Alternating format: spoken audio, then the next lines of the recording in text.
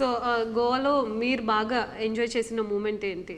Shoot time on the shoot టైంలో shoot కన్నా ఎక్కువ ఎంజాయ్ ఇంకేం ఉండదండి. అంటే ఓకే, సో ఆల్రెడీ క్లీషే కాదు నిజంగా.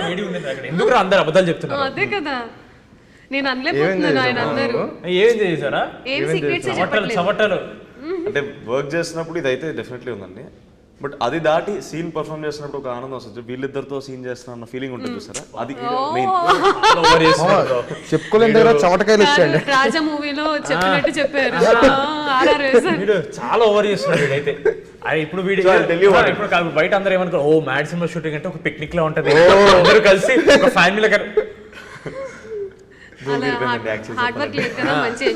ఏం లేదండి, నైట్ 11కి రూమ్కి వెళ్తే పొద్దున 5కి లేవాలి. ఈ నిద్రే లేదు అసలు, ఏం ఎంజాయ్మెంట్. సో డైరెక్టర్ గారు చాలా స్ట్రిక్ట్ అంటారు. అయ్యో కాదు, ప్రొడ్యూసర్ గారు చాలా హారిక గారు మాతో వచ్చారు. ఆవిడ వస్తున్నారంటే మా మైండ్ ఎలా ఉంటుంది అంటే ఆవిడ బెత్తం పట్టుకుని మా వెనకాల వస్తున్నట్టు. పాపం అలా ఏం లేదు, షీస్ టూ స్వీట్, బట్ మాకు ఫీలింగ్ ఉంటుంది లోపల. అంటే it's like obviously producer is the one putting so much money కదా, so they'll be keeping an eye on జరగట్లేదు. నాకైతే నేను మీరు ఇంటర్వ్యూ చేసిన దాన్ని బట్టి అయితే నాకు అలా అనిపించలేదు, భయం అన్నట్టుగా. అంటే వంశన రారు సెట్ మీదకి, వంశన అసలు రారు సెట్ మీదకి. హారిక గారు టేకింగ్ కేర్ ఆఫ్ ఎవ్రీథింగ్ కాబట్టి హారిక గారిని చూస్తే మాకు వంశీ అన్నని చూసినట్టే, ఫీమేల్ వర్షన్ ఆఫ్ వంశీ అని చూసినట్టే. సో వంశీ గారు నిజంగానే బయటికి రాగానే ఫుల్ ఆన్ కౌంటర్స్ తో రెడీగా ఉంటారు. సో నువ్వు ఏది అడుగుతావో చెప్పు, నేను దానికి నీకు ఆన్సర్ కరెక్ట్ గా ఇస్తాను అని అన్నట్టు విధంగా. సో ఆఫ్ ద కెమెరా కూడా అలాగే ఉంటారా?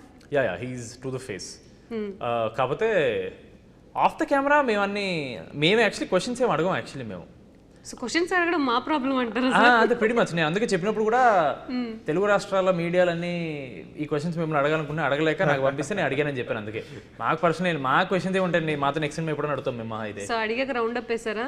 వాళ్ళు అడిగారా నీ స్పెషల్ ఇంట్రెస్ట్ అడిగినట్టు అనిపించింది? మధ్యలో 2-3 క్వశ్చన్లు నా స్పెషల్ ఇంట్రెస్ట్ ముందే చెప్పా, ఇవి నావని. సో నావి నేను అడిగి మధ్యలో మీడియా వాళ్ళ పేరు మీద కొన్ని అడిగేసా.